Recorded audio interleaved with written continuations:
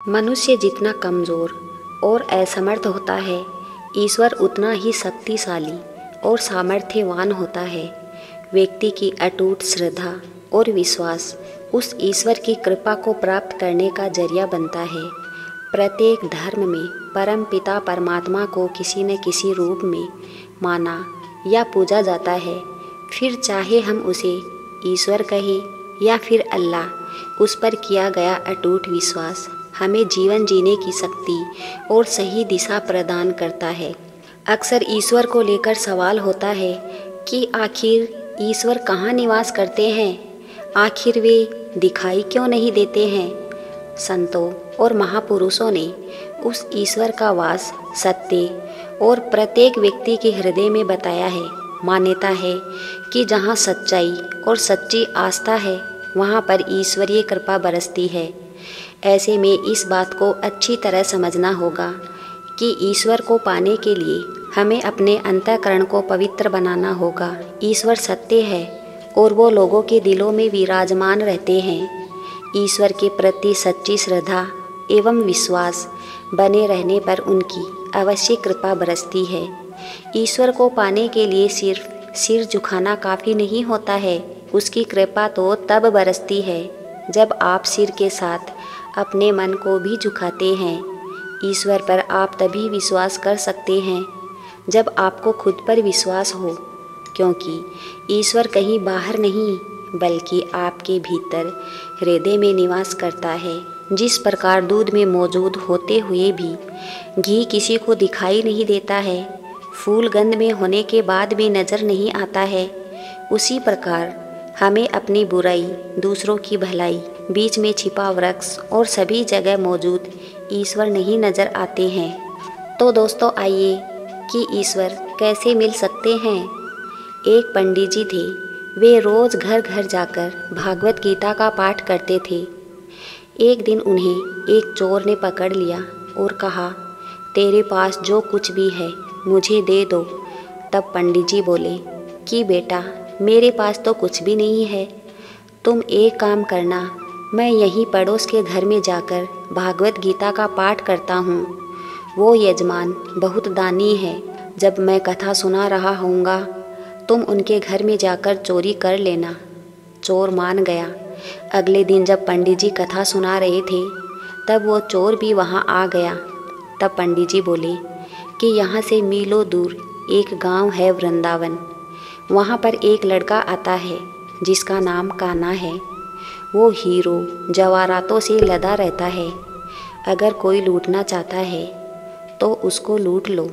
वो रोज़ रात को उस पीपल के पेड़ के नीचे आता है जिसके आसपास बहुत सी झाड़ियाँ हैं।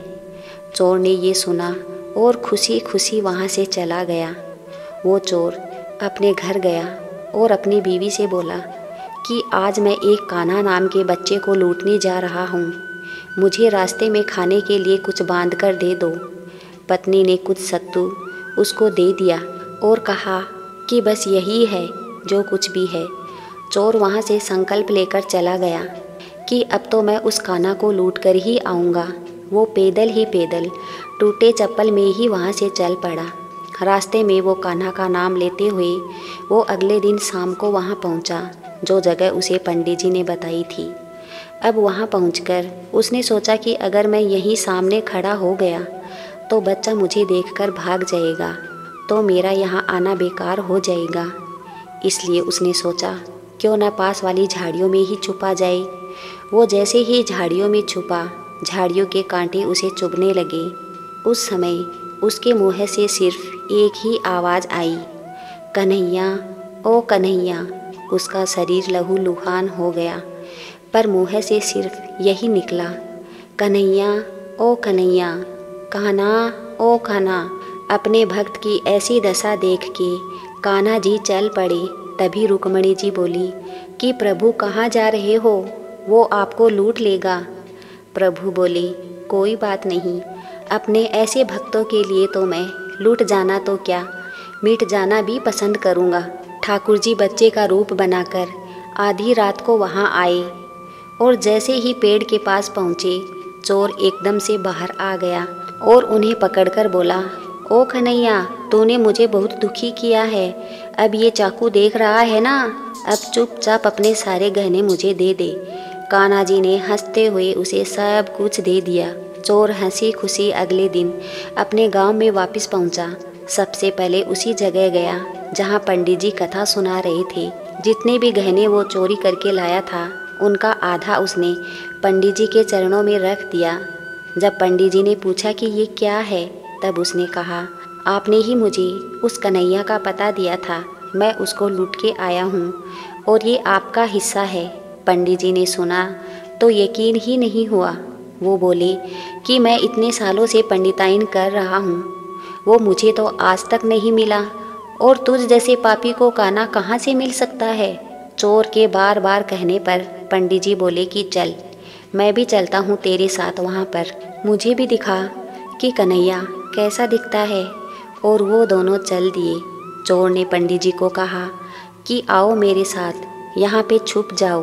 दोनों का शरीर लहूलुहान हो गया और मुँह से बस एक ही आवाज़ निकली, कन्हैया ओ कन्हैया, कन्हैया ओ कन्हैया।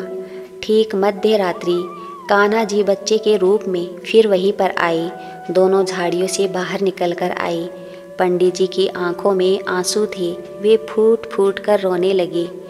चोर के चरणों में गिर गए और बोले, हम जिसे आज तक देखने के लिए तरसते हैं, जो आज तक लोगों को लूटता आया है, तुमने तो उसे ही लूट लिया। तुम धन्य हो, आज तुम्हारी वजह से मुझे कान्हा जी के दर्शन हुए हैं, तुम धन्य हो।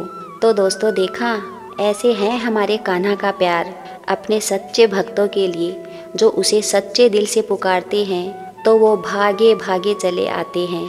प्रेम से कहिए श्री राधे, मेरे तो गिरधर गोपाल, दूसरों न कोई। जय श्री कृष्णा, राधे राधे।